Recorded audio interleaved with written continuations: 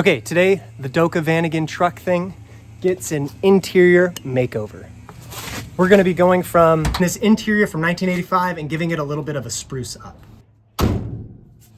First step in this process is to get rid of these old seats. Thankfully, I already unbolted them.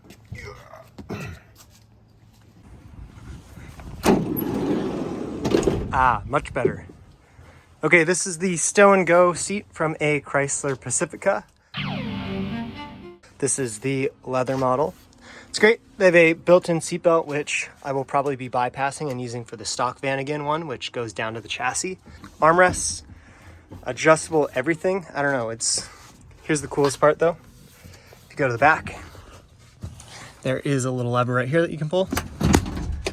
And wow, completely flat, hence the stow and go. So this is inside my Sprinter van right now.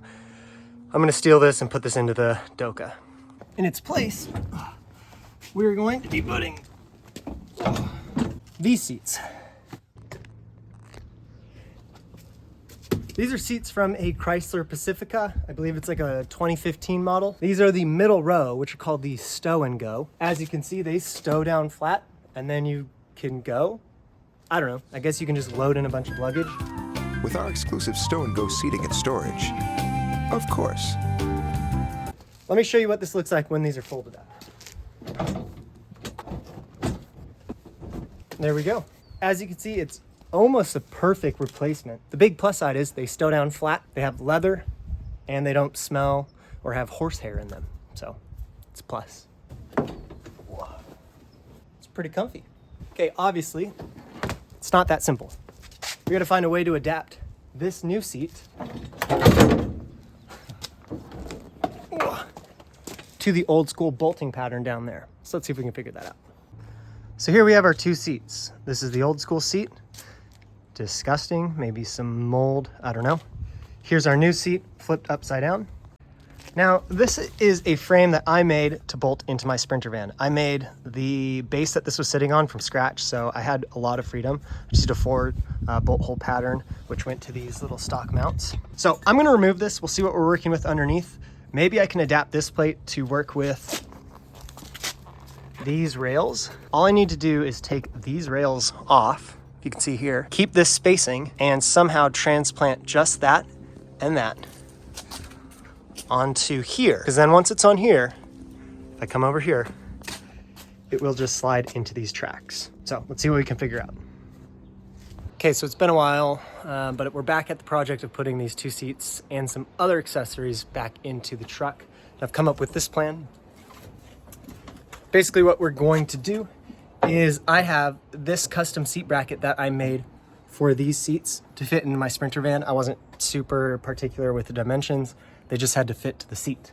However, what I have found is that this seat bracket fits perfectly, just by luck, into the width of the stock seat rails for the Vanagon.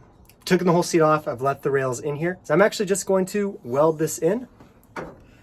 I couldn't just weld it in flat because it would be rubbing on the paint right here as the seat slid forward and back. So what I'm going to do is I'm going to put in, I don't know, probably like a quarter, maybe one or two like physical 25-cent quarters to give myself a little bit of space. And then I'll weld it all, tack it in here in the actual truck itself, and then pull it out and completely weld it. So give me a sec, I'm gonna do that.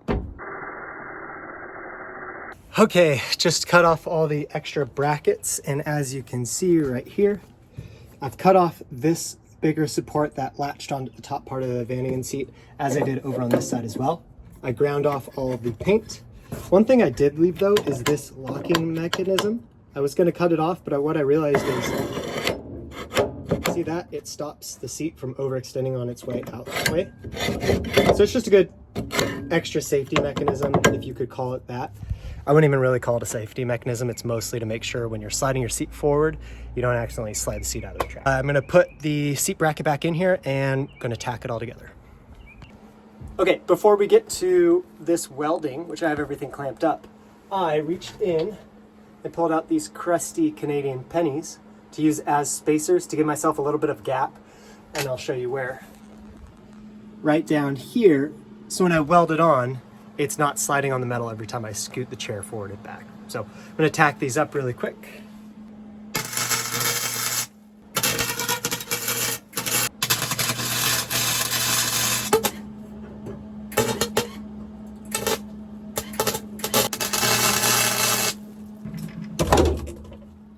Good. All right. Next part of this process, we need to mount the chair to this bracket that we've just made to fit to the van. One sec. Okay, overly complicated and probably overly heavy mounting bracket. This is the mechanism that allows you to slide the seat forward and backwards. And our seat.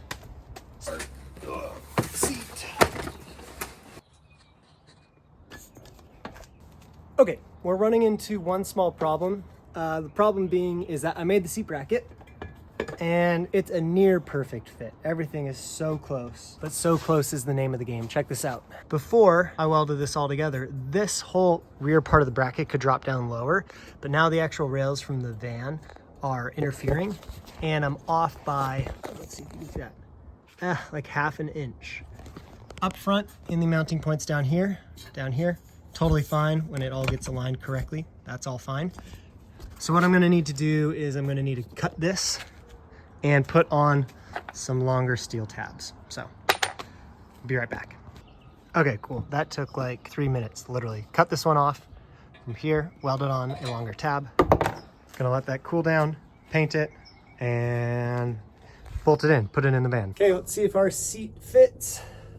Our non-connected shifter out of the way. Oh, you know what? Okay, we've like latched in, which is good.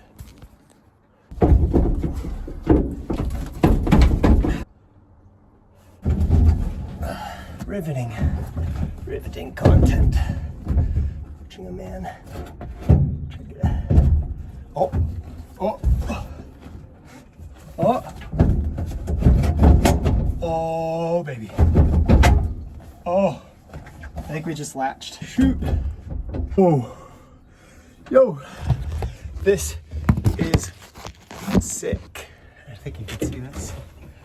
Oh, this feels like really good. Wait, this is like amazing. What? I'm kind of curious about sliding back and forward. It'll do it. It's definitely not its happiest stage, but this is pretty good. Shivers. Check this out. Boom. Got our new seat. You can see the bracket down here, which I just had some aluminum covered spray paint. I need to repaint that like red or black, but like, look at that.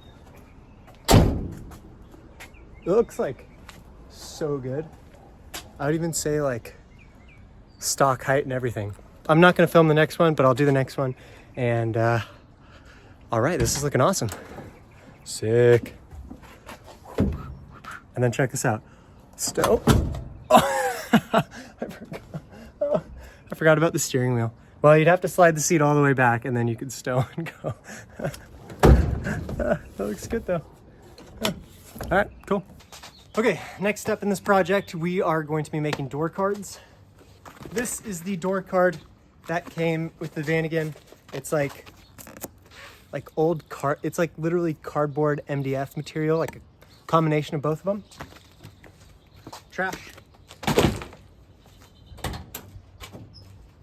You can kind of see this. I've already gutted it. What we're going to be doing is we're going to be making our own from scratch. I picked up some 5mm plywood and we're going to make our own using a CNC lathe.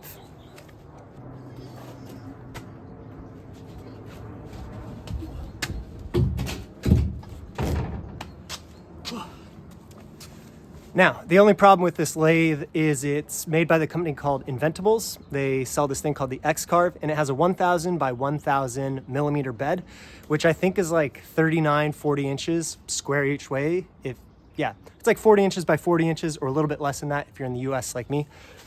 Problem is, we get our plywood in 4x8 sheets, so I need to cut this down into usable chunk sizes. Also, looking at the door card, is about 24 inches by 46 inches. So it's not gonna quite fit on the CNC. We might get to do some pass through on it. So let's see. So let's cut this down into 3 smaller sizes. Whoa, movie magic.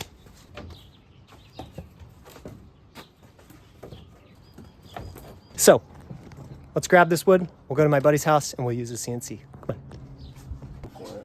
So here is the X-Carve CNC with the pretty much 40 by 40 inch square area of working. This is the first time that we had ever used this machine, and although I'm very familiar with CAD and CAM, we were just getting a really weird cutting path. So we were running into a bunch of errors. Our code was a little bit messed up. We weren't getting complete cuts. We burned through a couple test pieces. So I need to revisit my code, and we're gonna come back to this next week with some perfected G code and some further steps on restoring my Doka truck.